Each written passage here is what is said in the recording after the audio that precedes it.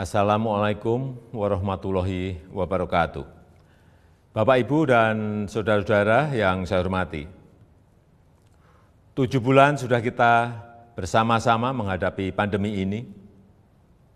Saya paham masih banyak tantangan, namun tidak sedikit yang telah kita kerjakan.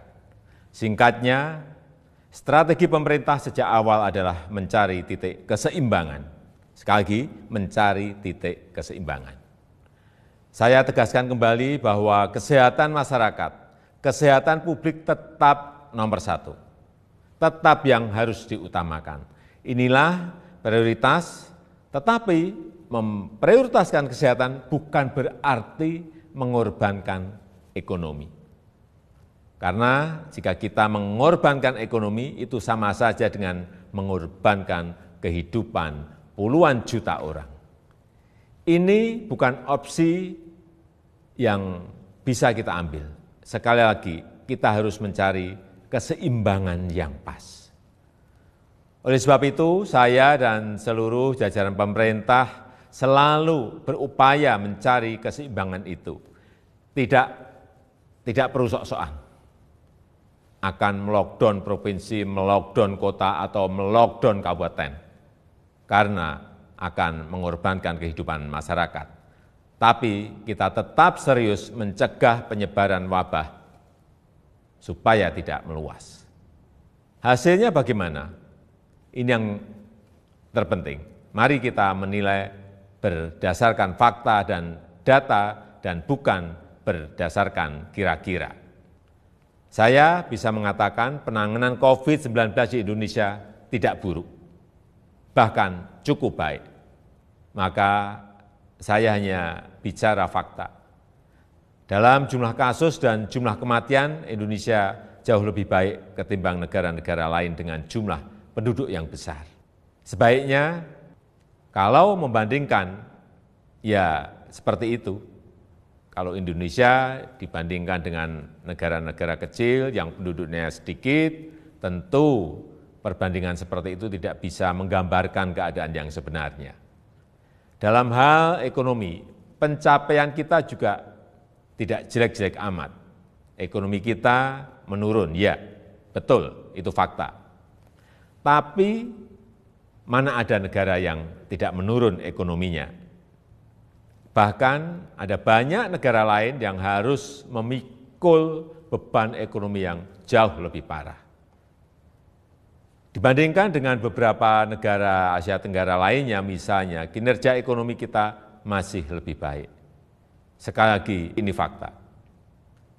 Ini harus kita ambil hikmahnya agar kita juga tetap optimis, dan tidak kehilangan harapan. Sekali lagi, saya tegaskan, kita harus tetap optimis. Bapak, Ibu, saudara-saudara sebangsa dan setanah air, banyak yang telah pemerintah lakukan, banyak sekali macam-macam programnya. Di tengah keterbatasan keuangan negara, saya mengambil risiko untuk mengatasi masalah ini. Angka-angkanya silahkan dilihat sendiri di tampilan yang ada di sini. Berapa ratus triliun yang kita kerahkan untuk mengatasi wabah maupun untuk membantu warga. Kendati demikian, saya juga belum puas. Saya ingin menteri-menteri lebih baik lagi dalam bekerja, mencari program yang lebih tepat sasaran. Semua harus terus kita perbaiki. Masih banyak kerja keras yang perlu kita kerjakan. Kita harus terus melakukan penyesuaian kebijakan, mencari yang lebih baik. Masyarakat jangan ragu untuk melapor. Menteri Dalam Negeri telah saya perintahkan untuk terus mendorong pemerintah daerah membuka keran-keran aduan atau masukan untuk perbaikan kebijakan ke depan. Setelah 7 bulan, banyak yang bisa kita pelajari dari wabah ini. Misalnya, pembatasan sosial. Saya kira harus kita sesuaikan. Untuk itu saya menekankan pentingnya pembatasan sosial skala mikro atau mini lockdown. Kita buat lebih terarah, spesifik, fokus, tajam untuk mengatasi masalah COVID, tapi tidak membunuh ekonomi dan kehidupan masyarakat. Ini yang harus kita lakukan. Penyesuaian kebijakan itu jangan dianggap pemerintah mencela-mencela. COVID ini masalah baru. Seluruh dunia juga sama, belum ada negara yang berani mengklaim sudah menemukan solusi yang terbaik. Tiap negara juga berbeda-beda masalahnya, berbeda cara dalam menanganinya. Jadi kita pun harus terus menyesuaikan diri, mencari cara terbaik yang paling cocok dengan situasi kita.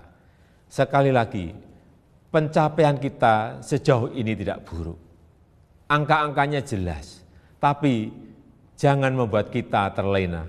Kita harus waspada, kita harus tetap bekerja keras. Wabah ini jangan diremehkan, ini realita. Tapi jangan membuat kita pesimistis. 7 bulan ini Indonesia membuktikan mampu mengatasi masalah. Belum sempurna, ya, tapi bisa kita perbaiki bersama-sama. Mengatasi pandemi ini memang sulit, memerlukan kerja keras bersama, dan saya yakin kita akan dapat melakukannya. Yang penting, dalam situasi seperti ini, jangan ada yang berpolemik dan jangan ada yang membuat kegaduhan-kegaduhan.